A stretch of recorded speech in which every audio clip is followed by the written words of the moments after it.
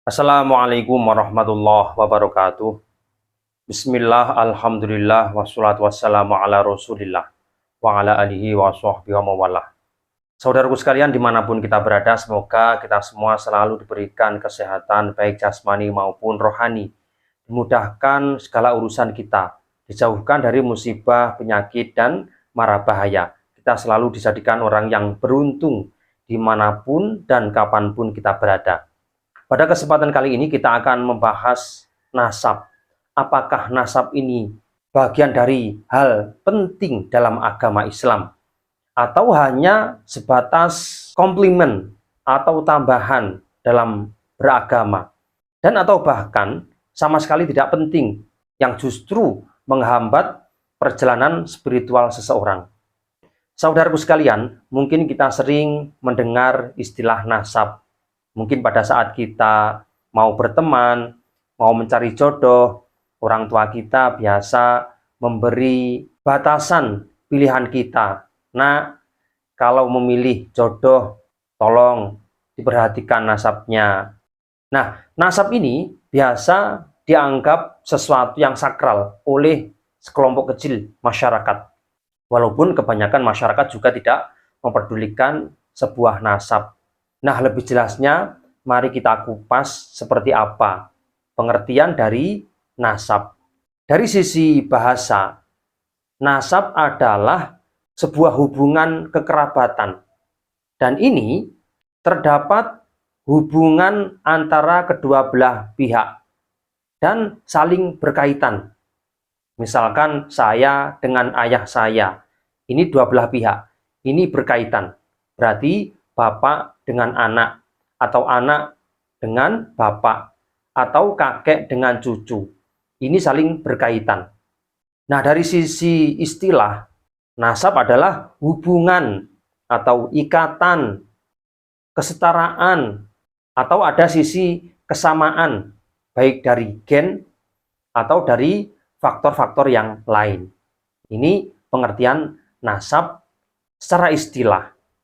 Nah, nasab biasa digunakan untuk menyandarkan garis keturunan ke jalur ayah. Walaupun tidak semuanya selalu disandarkan kepada ayah. Misalkan saya, kemudian ayah saya, kemudian kakek dari ayah saya, kemudian buyut dari ayah saya.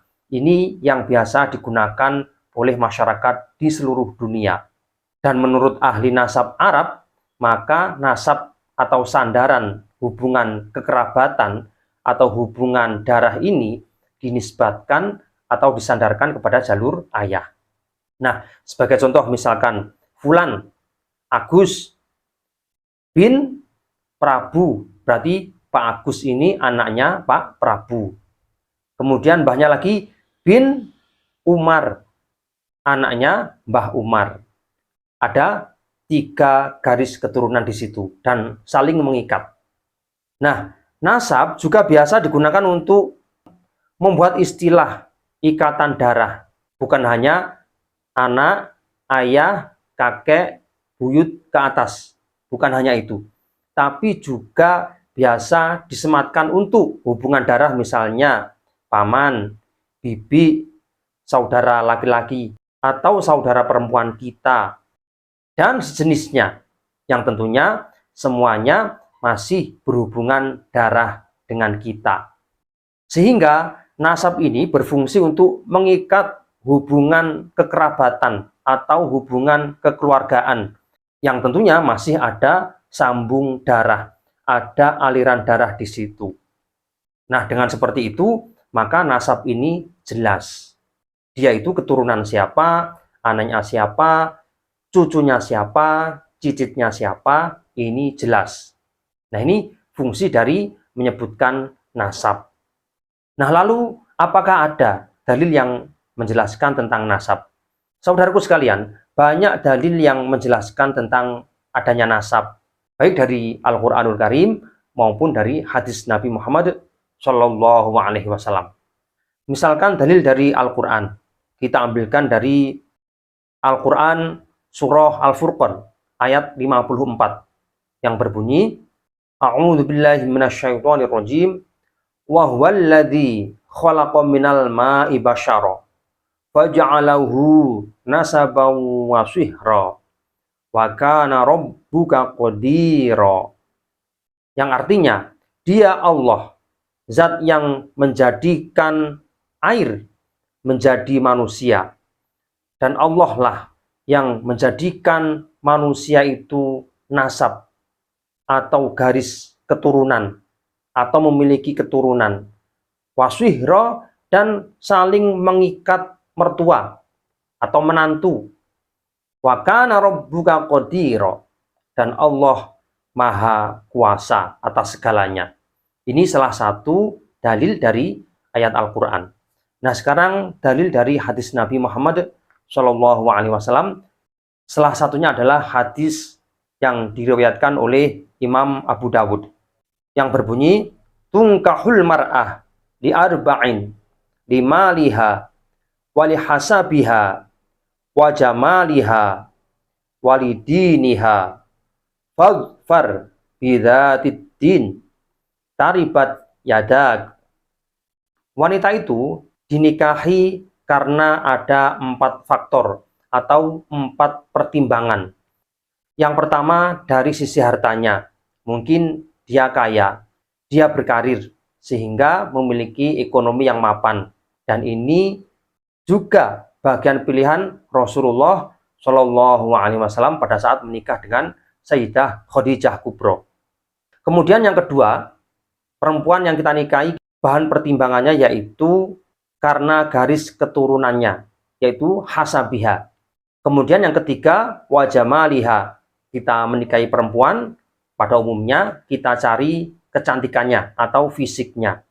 Dan yang keempat, walidiniha. Ini yang paling penting, yaitu mempertimbangkan dari sisi agamanya. Jadi istilah Jawa, kita mempertimbangkan bibit bobot bebet dalam mencari pasangan. Artinya, nasab di sini atau garis keturunan ini merupakan bahan pertimbangan yang penting dalam kehidupan tertentu. Karena dengan nasab itulah kita memiliki kejelasan, yaitu keturunan.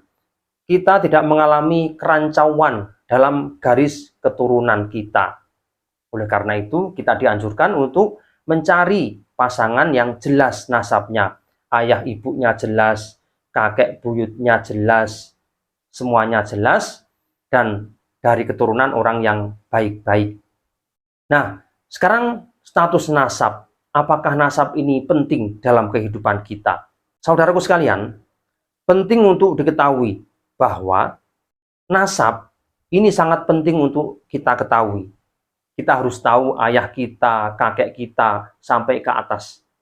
Apa tujuannya? Yang pertama, karena lihifdzin nasl, karena tujuan agama ini salah satunya adalah lihifdzin nasl, untuk menjaga garis keturunan. Maka salah satunya kita dengan menghafal nasab-nasab kita dan menyandarkan garis keturunan kita kepada atas kita. Nah, fungsi dalam kehidupan ini memiliki banyak poin, teman-teman. Misalkan, saya ini punya kakek buyut yang dulu merupakan salah satu pejuang Pangeran Diponegoro.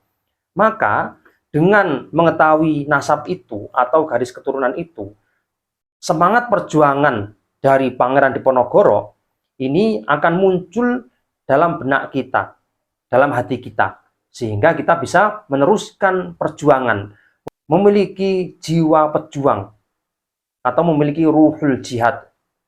Sehingga dengan mengetahui kakek buyut kita sebagai seorang pejuang, kita bisa meneruskan perjuangannya. Selain itu, juga membangkitkan motivasi-motivasi baik atau motivasi positif dan menghindari hal-hal buruk. Misalkan, sekarang ini yang lagi ramai yaitu silsilah dari Ba'alawi, yang dulu mengklaim kelompok ini adalah kelompok yang paling valid, merupakan dzurriyyah atau cicit cucu Rasulullah SAW. Namun akhir-akhir ini ternyata terdapat data bahwa Ba'alawi bukanlah bagian dari keturunan Rasulullah.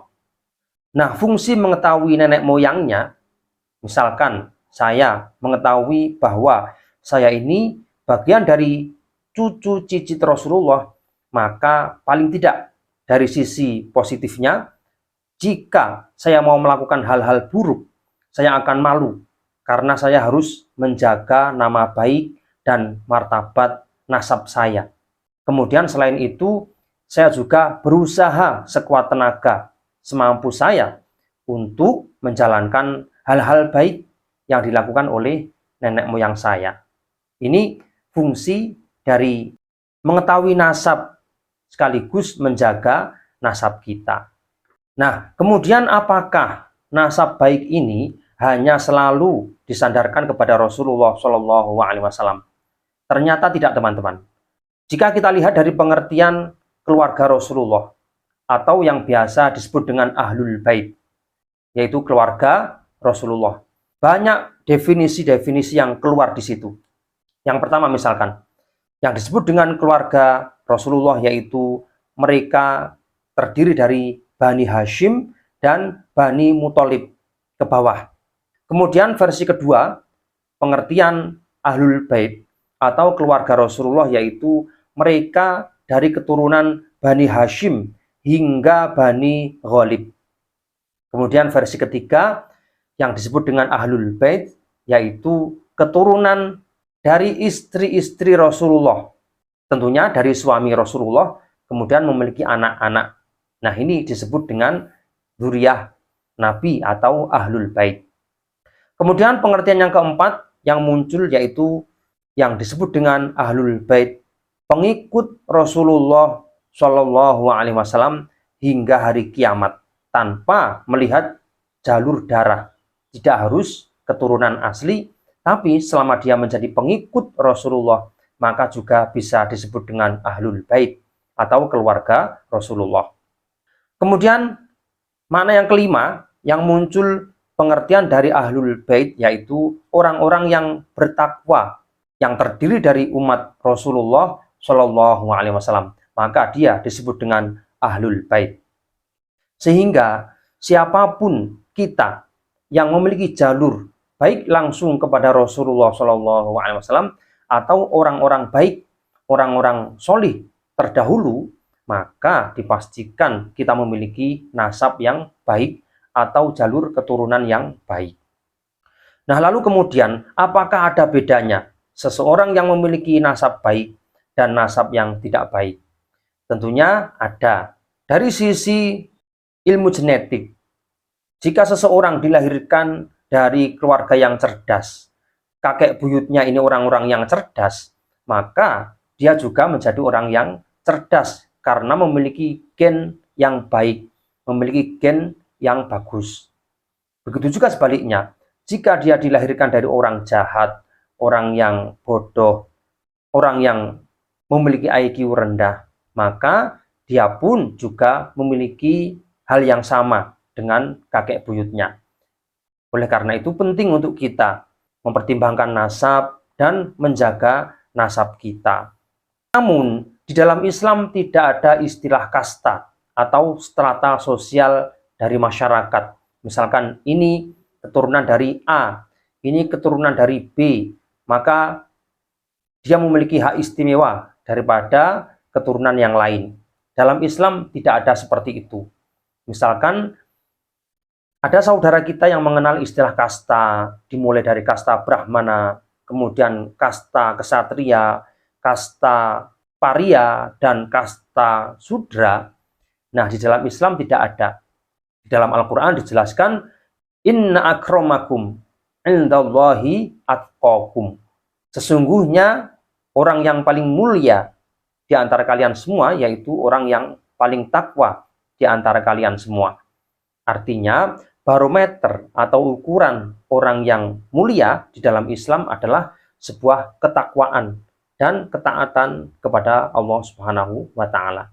Oleh karena itu, bagi siapapun yang kebetulan dia memiliki nasab yang baik, nasab yang mulia, tidak selayaknya dan bahkan haram jika dia tafakhur atau berbangga diri, sombong, mengandalkan nasabnya atau garis keturunannya, maka dia min ahlin nar, dia bagian dari ahli neraka.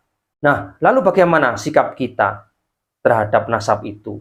Nah, jika saat ini kita memiliki nasab yang baik, maka kita lanjutkan nasab itu dan kita jaga kebaikannya.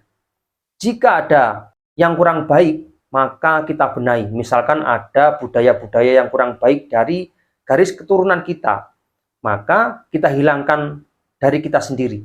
Nah, yang baik kita lanjutkan, yang jelek kita hentikan. Namun, kita juga tidak berbangga diri dan tidak sombong. Nah, bagi teman-teman yang kebetulan kakek buyutnya bukan keturunan dari orang yang baik misalkan, orang yang tidak tahu agama, orang yang bodoh, atau bahkan diturunkan dari orang yang jahat atau hasil anak zina, maka saat itulah kesempatan Anda untuk membuat nasab sendiri. Jadi, saat itu juga Anda bisa menciptakan nasab sendiri. Dan sejak saat itu, kemudian seterusnya, sudah disebut dengan istilah nasab yang baik atau nasab yang mulia. Sementara seperti itu, jika ada yang akan didiskusikan, silahkan tulis di kolom komentar. Sekian, semoga bermanfaat. Wallahu a'lam bishawab. Assalamualaikum warahmatullahi wabarakatuh.